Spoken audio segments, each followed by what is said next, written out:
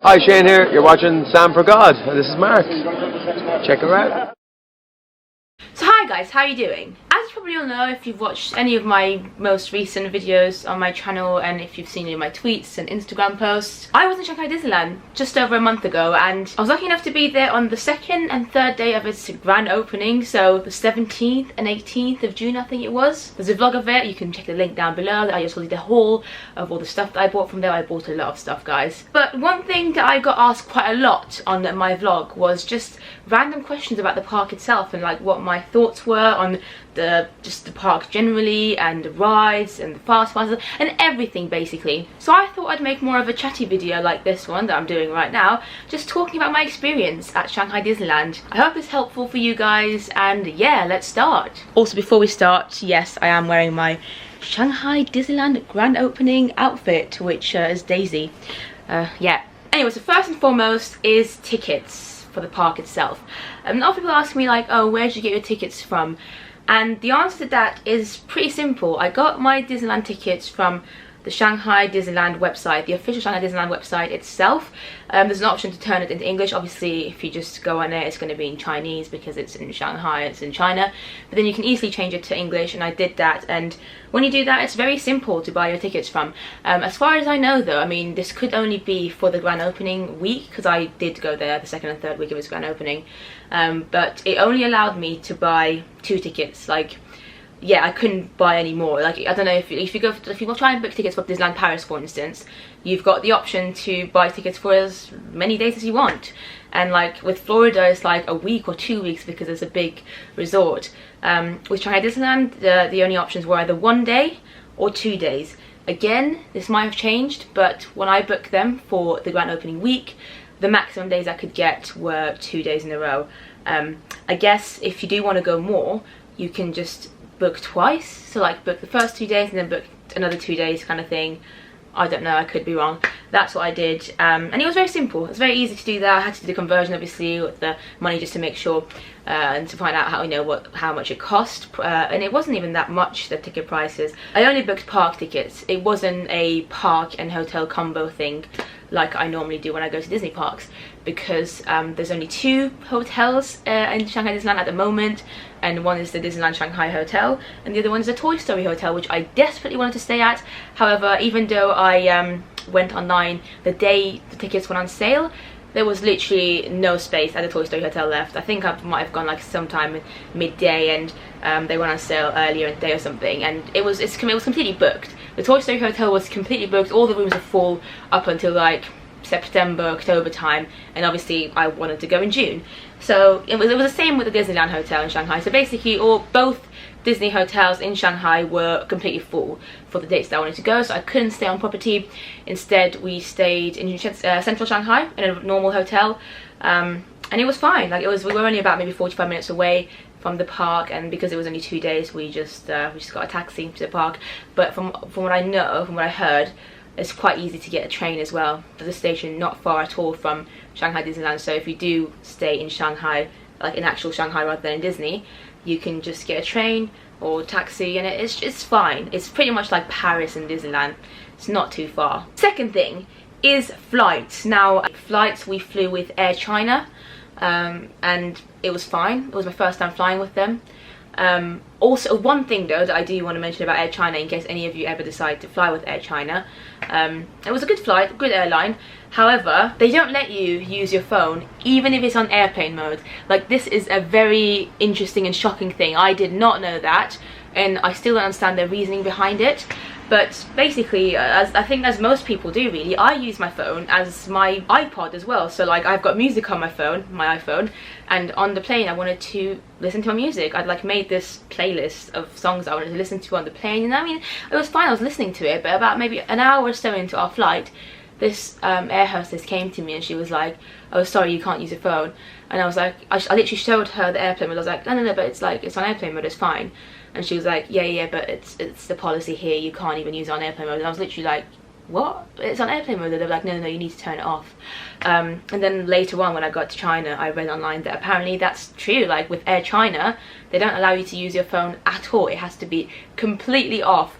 which sucked because, like I said, my music was on my phone. And I don't think it's anything to do with safety or anything, because trust me, I'm very careful when it comes to safety on airplanes. So like, yeah, if I see anybody with their phone properly on, I'd literally go up to them and be like, yo, can you put your phone on airplane mode? But, you know, to turn it completely off, it just didn't make any sense to me. But I just thought I'd let you know in case you decide to fly with Air China. Apart from that, everything was fine. The next subject I want to talk about is the park itself and the entrance. So the first day I went there was the 17th of June 2016, which was the second day of Shanghai Disneyland's grand opening. And as far as I remember, it was a Friday, so I expected it to be very busy. The park itself, when we got in, wasn't as busy as I thought it would be. Like, which is really weird to say. It was still very busy, but it just wasn't as busy as I thought it would be. And I think that's probably because I just had it in my head that it was going to be like incredibly, like insanely busy. I think I just prepared myself for like craziness, and it wasn't as crazy as I thought it would be, which was really nice.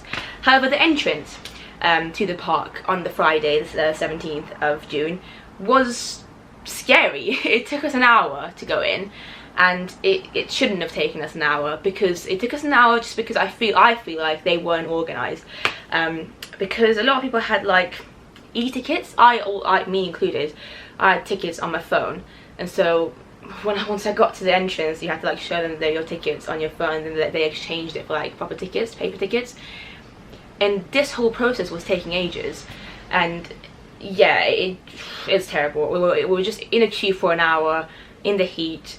And I wasn't a fan of it, but it was fine. Like, I thought, okay, fair enough, but I do think they could have dealt with it better, and funnily enough they did. The next day I went there, I was there for 2 days, like I said. So the 18th of June, when I went back for my second day in the park, it was a lot quicker, it was a lot better. It only took us maybe about 10-15 minutes to go into the park, and from what I heard later on Twitter and stuff from other people who were in the park later on, it got better every day. So I think maybe by the time you go, like right now, currently, a month later, I'm pretty sure that the whole entrance system is going to be a lot better than it was in the first couple of days. And that's a good thing, you know. They learn from their mistakes and they try and progress and make themselves better and improve constantly, which is really nice. Okay, so the next topic that I want to talk about now is the park itself. Obviously, the theme park is only one park at the moment, Shanghai Disneyland, and it's, you know, from when plans started about it, everybody knew that it was going to be the most different Disney park ever. Obviously the most newest one and the most ambitious one. It's just different. So it's the first Disney park to not have a main street, or the first Magic Kingdom park to not have a Main Street USA, which is very weird because Main Street USA generally is my favourite part of any Magic Kingdom park ever. I love Main Street USA, especially the one in Paris. So it was a bit weird, but you know, it's just different. And believe it or not, even though it was weird, and when you step into the park the first thing you see isn't a Main Street, it still felt like a Disney park to me. Like, I stepped in, I felt emotional, and you can watch that moment in my vlog if you want to, link down below. But yeah, it was fine. I was a bit worried that I was going to go in there and be like, oh my god, this just feels weird, but it really didn't. I felt the Disney magic straight away, and you can see the castle straight away as well, because the castle is huge.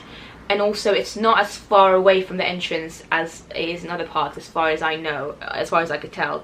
So you can see it immediately, and I kind of like that. And I also really liked Mickey Avenue. Mickey Avenue in Shanghai Disneyland is kind of the replacement of their version of Main Street. It's a lot shorter than Main Street USA. It's just called Mickey Avenue, but it's pretty much the same kind of idea, like with shops around and stuff. I liked it. I thought it had a very cool vibe. The one difference is that obviously they don't play the Main Street USA music loop, which I'm so used to now, I so love.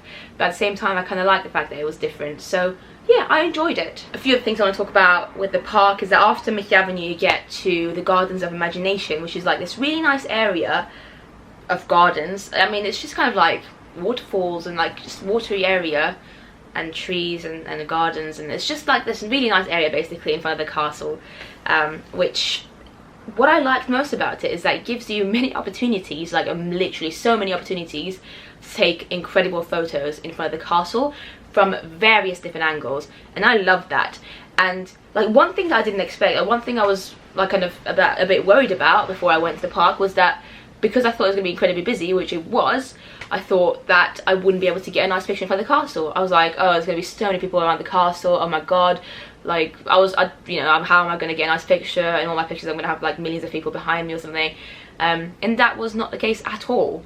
I literally managed to get pictures of just me and the castle on the second day of Shanghai Disneyland's grand opening, and that's because they've just designed it very well. The Gardens of Imagination layout is just so well done that there's so many locations that you can go to get nice pictures.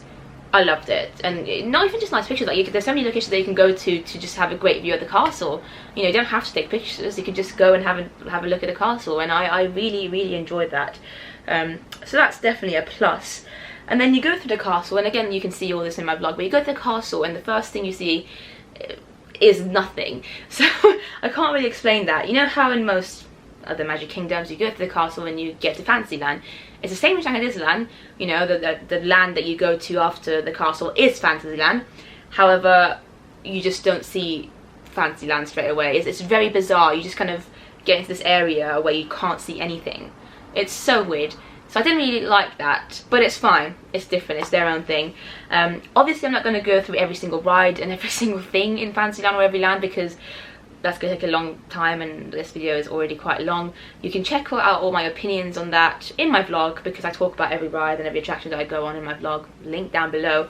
But I also want to talk about how spread out everything was.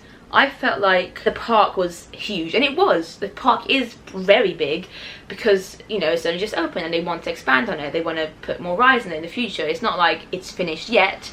However, I could feel it, and I don't know if I like that or not. Like, for instance, just going from one ride to the other, just even if it was in the same land, it just felt like it took ages. And again, I don't know if that's to do with actual distance or just because I was very hot and the heat was just making me slow down, but I genuinely did feel like it was just very big and spread out. Things were spread out, and there wasn't enough attractions and rides at times, I felt, which is understandable again because it's only just opened, and I wouldn't have felt that if the park was a bit closer and things were a bit closer to each other. But because it was so spread out, I felt it. I felt that there was, you know, I was like, oh, they could have a ride here, for instance. I can feel it, which is fine. This is something that will change by the time you go to Shanghai Disneyland, you know, because this video is recorded in July of 2016. Things might have changed. So that's the thing that I noticed. Another thing that annoyed me a little bit, finding ice cream or cold water was incredibly difficult, and I think that's something that they really need to change. Because it was very hot. I was there in June and it was hot, it was humid. I don't like the heat. I was struggling, and many other people, I guess, were struggling as well. I mean, I'm guessing Chinese people might be used to the heat, but still, even for them, it's not good to be dehydrated and stuff. So yeah, like we found it very difficult to find cold stuff, and I feel like that's something that Walt Disney World is very good at. Obviously, the only other park or resort that I can compare that to is Walt Disney World, because Walt Disney World is also a very hot resort. It's also very humid there. I was there June of the year before, 2015, and I died there nearly of the heat. I could not cope with the heat at all. However, in Disney World, they had people walking around, cast members walking around constantly everywhere, pretty much in the parks, with fans and water, and it was just so easy to get ice cream or water or cold stuff if you needed to. And I'm not saying they didn't have any of these in Shanghai, that they had them. They had ice cream stands, they had cold water, they even had those fans. It just wasn't as easy to get to them. They weren't as accessible as they are in Disney World. Like, sometimes you wouldn't even find any in the land. Like, I'm pretty sure at one point we were in Adventureland or something. Sorry, Adventure Isle is the name of that land. And we just wanted some cold water, and we just weren't any around. And that land is quite big, it's in itself, and I was just like, oh, we have to walk all the way around to like Fantasyland just to get to like an ice cream stand. I just wasn't a fan of that. I think they should definitely change that, especially in the hot months. Sorry, I'm just kind of moving around because my legs are hurting. The lands itself I talk about in my vlog. I enjoyed all the lands. I really like the theming of Tomorrowland, actually. It was very different to any other Tomorrowlands that I've been to, or Discovery Lands. It had a nice vibe to it. I wish I'd gotten to spend more time in it, but unfortunately I didn't. And I didn't even get to go on Tron, which was, you know, one of the rides I really wanted to go on, because it broke down on our second day, so I couldn't go on it even though I had a fast pass. I was also a big fan of Adventure Isle. Pirates of the Caribbean, the ride over there, is my favourite ride ever in that park. And yeah, it was great. So let's talk about the next subject I want to talk about, and the next topic is characters. I got a lot of questions about characters on my vlog, just like whether or not they understand English, or like what they were like and stuff. And as far as I could tell, I mean, I only met maybe about 7 or 8 characters there because I was only there for 2 days, but I met a couple of face characters and also quite a few fur characters. The fur characters, as far as I could tell, were all, I don't want to ruin the magic, but I think most of them were Chinese. I could be wrong, but for instance, I met Captain Hook and he was very nice. I felt like he was kind of out of character. It could again be because the park had just opened and they were kind of still practicing how to do characters and stuff, I don't know. I also met Spider-Man and he was definitely Chinese. It didn't really ruin the experience or anything, it didn't make me enjoy it less. However, it was a bit awkward at times. Like, I felt like I just felt like I couldn't interact with them as much as I normally would, for instance, in Disneyland Paris or in Florida, just because I felt like, I don't know if they're going to understand me or enjoy whatever I have to say to them. It was still fine though. I met Mickey, Minnie, they were fine, they were cute. I met Mickey twice in his like meet and greet area there because I just loved his outfit. And again, the interaction with them wasn't what I'm normally used to, but it wasn't a bad interaction. It was fine, it was fine. The face characters, however, I met 2 of them. I met Rapunzel and Aurora. Both of them were fantastic. Amazing character interaction with both of them. Rapunzel especially was phenomenal. She was probably my favourite character that I met in Shanghai Disneyland. You can watch it all in my vlog. I just thought she was spot on. She was so great in character. I'm pretty sure she was American. And then the Aurora as well, she was also very, very good. So I think they've done a great job with the face characters. I guess with the fur characters, they just need a bit more practice. I don't know. It was still fine though. Like generally speaking, I really did enjoy meeting all the characters. It was just a bit different with the fur characters than what I'm normally used to. Now the next thing I want to talk about is fast passes. The fast pass system there is pretty good, I think, because you can get fast passes without having to pay anything extra, which is kind of what most Disney parks are like, as in fact I think all Disney parks are like that, which is really nice. They just have like the normal paper fast passes, and what they do is that within each land they have this area where you can go and get your fast passes from, and you can go there to get fast passes for any of the rides in that land, which I've never seen that done before. I mean, I've only been to Disneyland Paris, Disney World and Shanghai Disneyland by the time of recording this video. I'm going to California soon with the Disneyland there in a couple of months. But yeah, in Disneyland Paris, if you want to get a fast pass, you just have to go to whatever ride that you want to get a fast pass for, and they have their own fast pass area at that ride, at that attraction, and you get it from there. In Disney World, obviously the whole system's completely different. They've got the whole magic band situation going on. It's different. Sorry about the noise. It's different in Disney World, and it's just a different system there because it's so big and it works for them. I'm not a fan of it personally, but it works for what Disney World is about because they need it because it's too big. Yeah, and in Shanghai Disneyland, it's just like one area for every ride in each land, which I kind of like because it makes it easier to just kind of, yeah, it just makes it easier to go there and stuff. You don't have to walk around to different rides. However, you can only have one fast pass at a time for each land. So basically, what I noticed was that the fast pass areas were always very crowded and like there was always a queue, which it's understandable because firstly it was the 2nd and 3rd day of its opening, but also because if you want a fast pass from any ride in any land, or not any land, from any ride of I can't say this properly. If you want a fast pass from any attraction in a particular land, you have to go to the same place. So for instance, in Fantasyland, the Voyage ride, Peter Pan, and I think a couple of other rides, maybe Frozen Sing-Along, I don't know. All the rides that has fast passes in Fantasyland, if people wanted to get those, they'd have to go to the same place. And that meant that the fast pass queue was very long because obviously they're all popular rides and everybody wants fast passes for them. So they're all going to be in the same place, so it's going to be a long queue. I queued for about 20 minutes just to get a fast pass. And I don't know how I felt about that. I think I would have preferred it if it was like the Disneyland Paris, if you just had to go to the attraction that you wanted and get your fast pass there. I think that, for me, I think that makes more sense.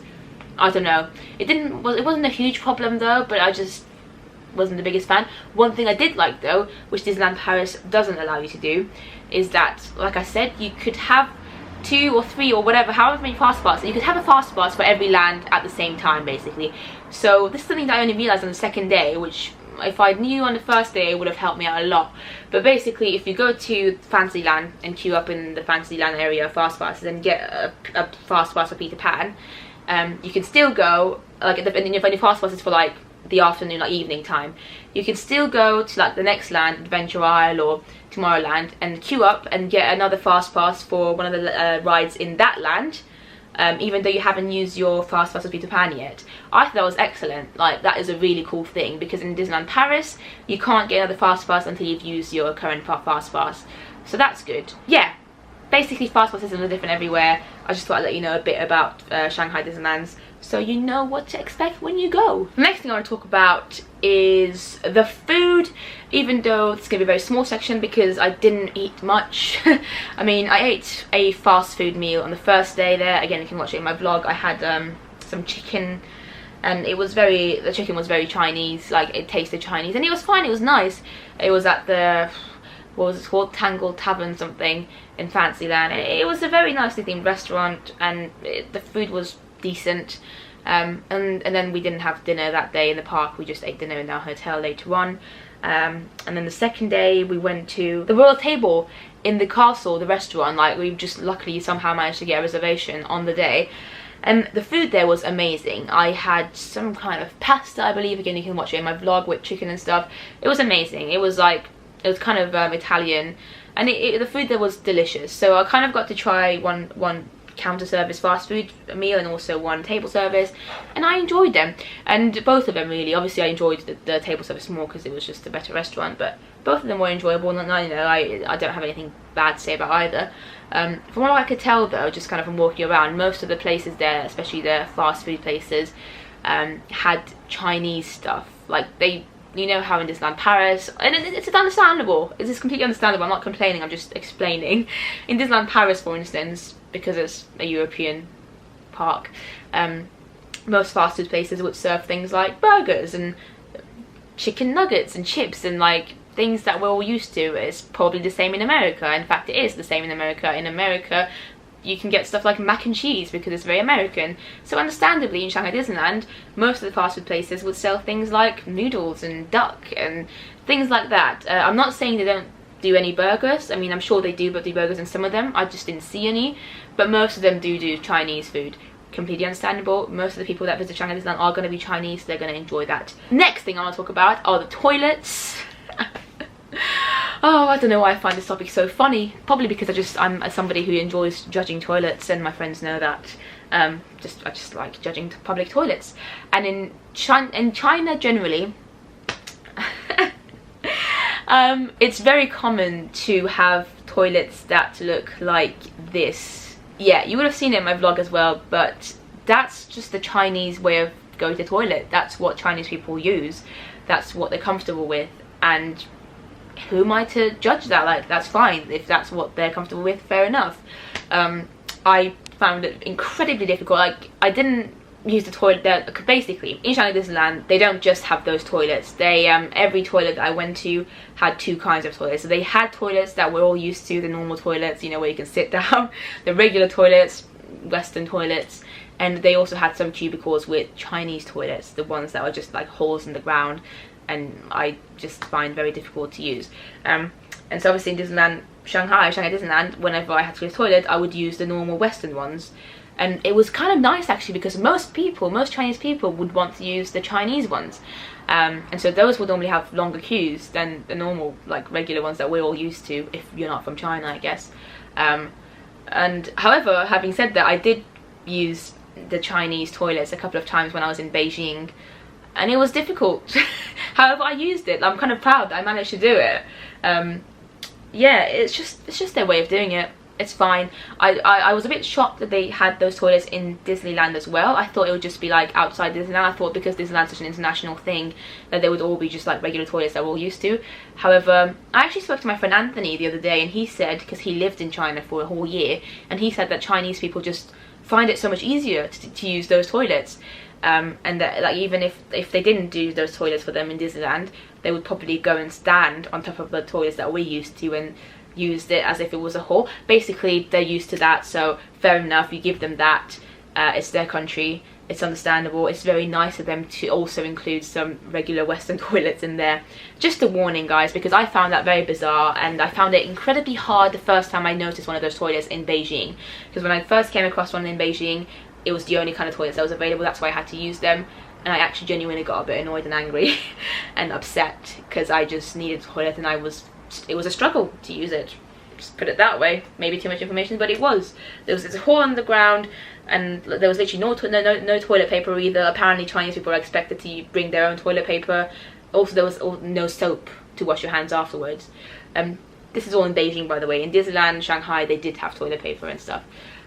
But yeah, just different system. Thought I'd mention it. And I think now we can swiftly and nicely move on to the last topic that I want to talk about, which is just the general culture and the general people there and what the vibe was, because I get a lot of questions about this as well. Firstly, I do want to mention, like I said earlier, that I completely felt the Disney magic when I was there. I completely felt like I was in a Disney park, even though everybody around me was speaking Chinese, and every ride there was in Chinese. Like, this is something that a lot of people need to probably know before they go. In Disneyland Paris, for instance, when you go, even though it's in Paris, most rides tend to be both English and French, which is nice for people who don't speak French. But in Shanghai Disneyland, everything, all the attractions, the shows were just in Chinese pretty much, apart from the parade. The parade had a bit of English in it, but everything else was just in Chinese. But despite all this, I still felt the magic. I still understood everything, you know. It didn't really take much away from the magic for me. I loved it. Disney wise, you feel like you're in a Disney park, that's definite. The people obviously are going to be different, because the majority of the people, I mean, I was there on the second and third day, and I would have thought there'd be loads of people from like international countries and stuff, but and you know, there were quite a bit of people, quite a few people from America, Germany, whatever, and I saw quite a few people who weren't Chinese. However, still, I'd say 95% of the people that were there on the 2 days that I was in Shanghai Disneyland were Chinese. And why shouldn't they be? It's in their country, it's a new park in their country. Obviously there's going to be loads of Chinese people going to the park, and literally most people were Chinese. There were some people who weren't Chinese, but majority were definitely Chinese, and they've got their own way of doing things. For instance, the first thing I noticed, and it did annoy me a bit at first, but then I got kind of used to it, is that they just don't care about personal space at all. So the queues were quite long, obviously, second and third day, and it was very hot, and I don't like the heat. So I think I was queuing for, what's the name of that ride, the Snow White ride in the castle, which I don't even recommend. It was one of the worst rides I've been on, even though I love Snow White. It's not even a ride, it's an attraction.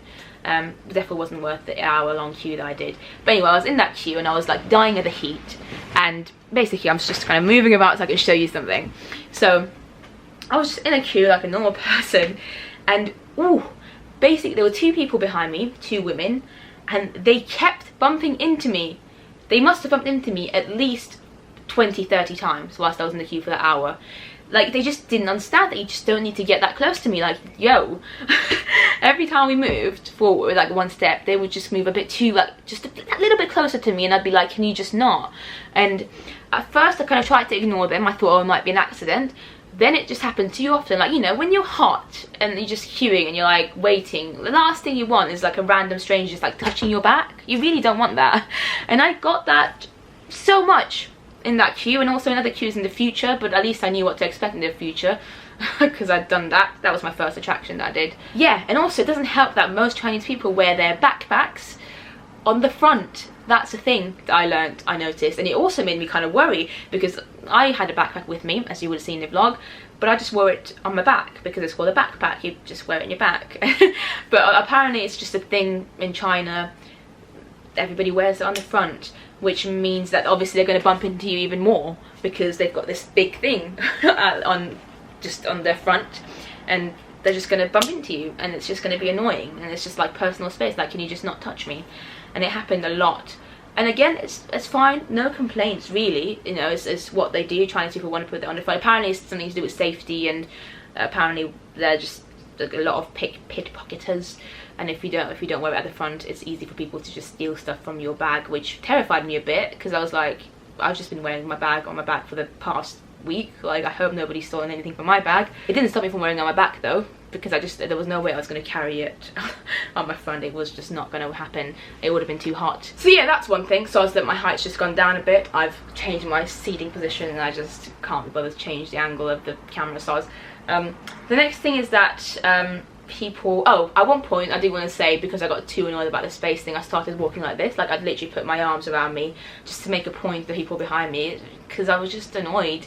That was the most annoyed I ever got throughout my 2 days there. In fact, it was the only time I got annoyed. I was very angry in that queue. I was hot, and it was my first experience of the whole queuing situation. Obviously after that I got used to it, and I realised that that's just how it is. I have to get over it, but I was a bit annoyed at first. Also, the people there, this is something I actually kind of like about them. They love taking photos of everything. And I mean, I know that I'm a vlogger, I'm like a social media person, I take photos for Instagram constantly, I take pictures a lot, I take selfies, I take pictures of whatever. I take pictures and videos a lot. I realise that, I recognise that in myself.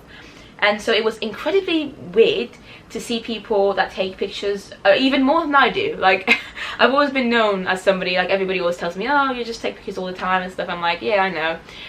But there were times in that queue, people were taking pictures of the most random things when we were in a queue.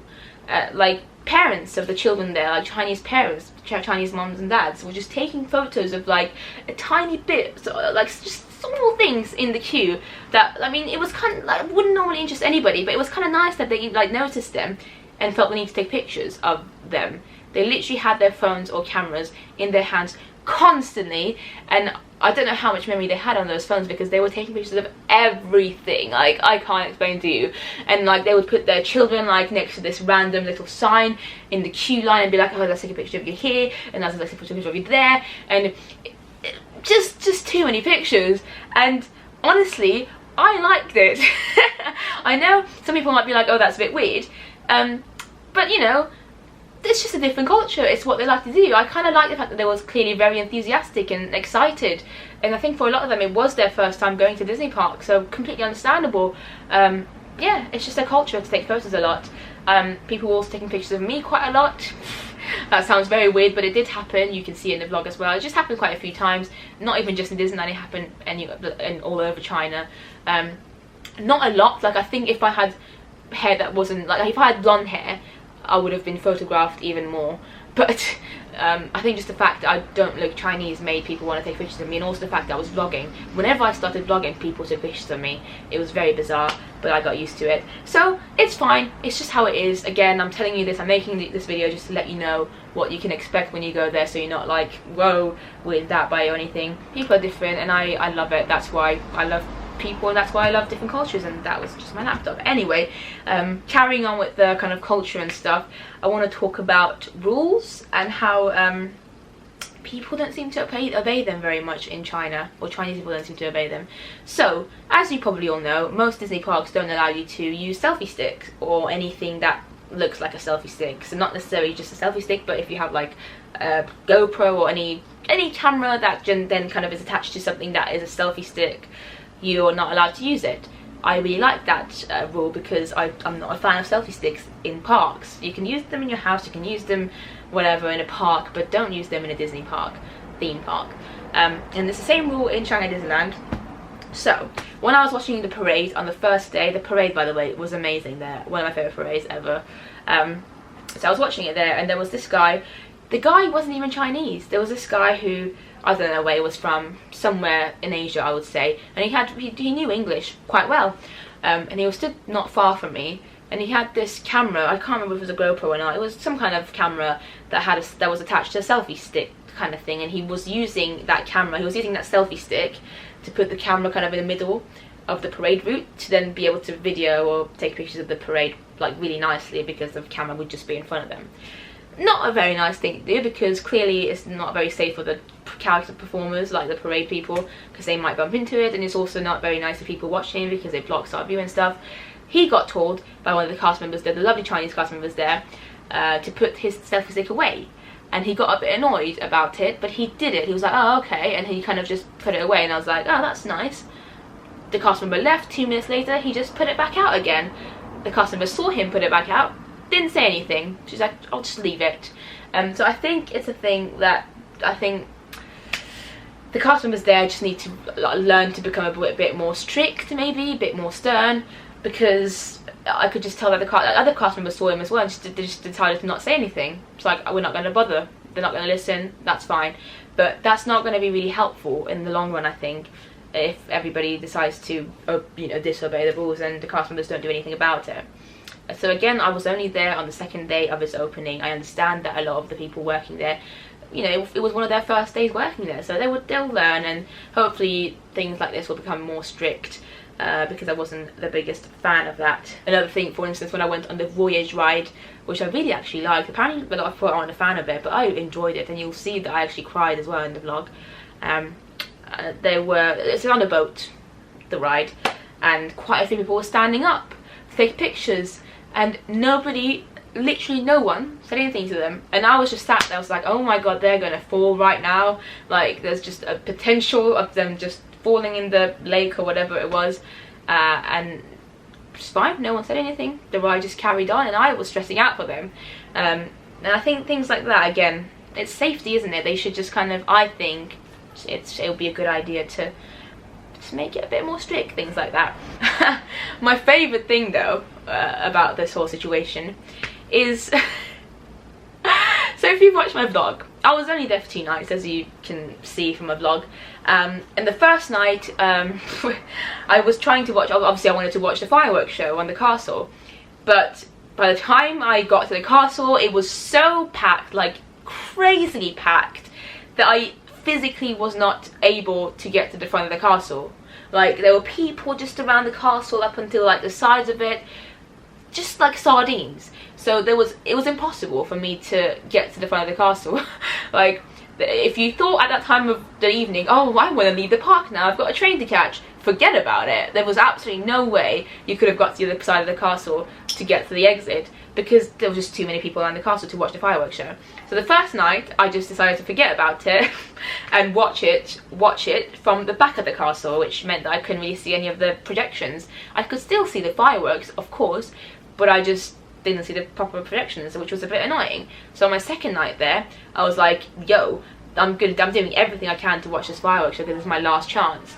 An hour and a half before the show, the fireworks show, Ignite the Dream, I was like, let's get to the front of the castle now and watch it. Literally all I wanted was to be in the front of the castle. I didn't care about having the best view or anything, because I knew that if I wanted that I would have to like stand there from like 5 hours before, and I was not going to do that.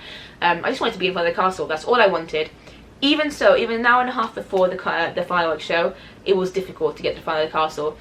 But I was determined, and I saw people were just like climbing up fences, they were climbing trees, they were going to like areas that weren't allowed to the public just to get to the front of the castle. Like, and nobody was saying anything to them. People were doing it and nobody was saying to them, and the reason people were doing it is because everywhere else was packed. There was no way for people to get to the front of the castle, and I don't know, it was just so stressful, and I decided to do it as well.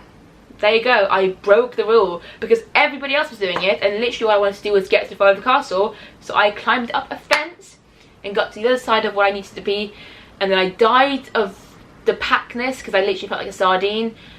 But at least I was in front of the castle and I watched it, and I laughed so much about the situation later on. But guys, I stayed like a sardine for about an hour and a half, and nobody said anything to me.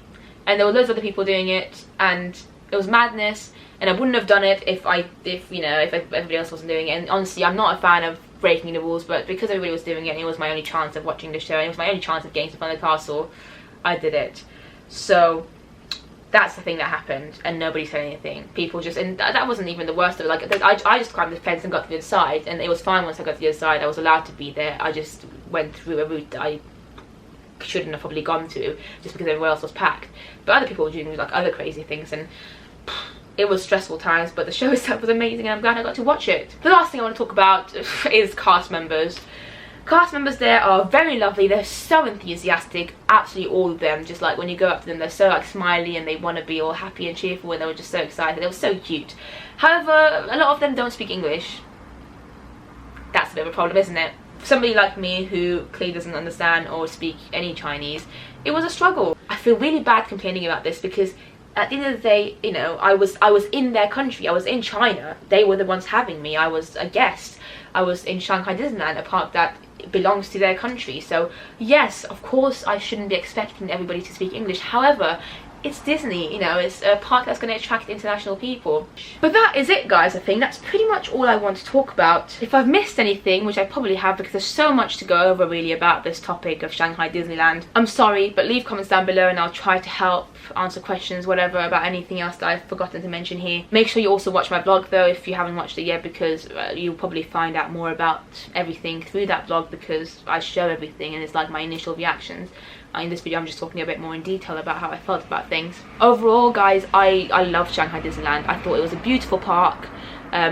The rides there were incredible, like the few that I went on Pirates of the Caribbean, the voyage ride, just the technology used in them obviously is so much better than it is in the other parks, because it's a new park with modern technology, and everything was just amazing, incredible, and it's got the potential to be even better. They're going to have more rides there soon, I'm sure. The castle was beautiful, the parade was great. You know, everything was great. I want to visit again, I really do. And I hope that with the little complaints that I made, I guess, or things that I ranted about in this video, you do realise that it's just me trying to say kind of things that I think they could do to improve the park. It wasn't really a big deal. I still absolutely love my time there, and I still suggest you to go to the park if you can. If you're a big Disney fan, go to it. I want to go again in a few years if I can. Like, it's a great park. It's you know, I was so lucky to be there for the opening of it. And any little thing that I was frustrated about is just tiny things that are just different in China, and I just wanted to make this video just to inform you about it so you're prepared for it. That is it, guys. I hope you enjoyed this video. I hope you learned something from it, and I hope if you're going to Shanghai Disneyland, this helped you a bit. Leave comments down below if you are going soon, because I like to talk about you know, Shanghai Disneyland to you, or if you wanna go soon, or if you need any tips, anything you want, comments down below. Thank you for watching, and I'll see you next time. Bye.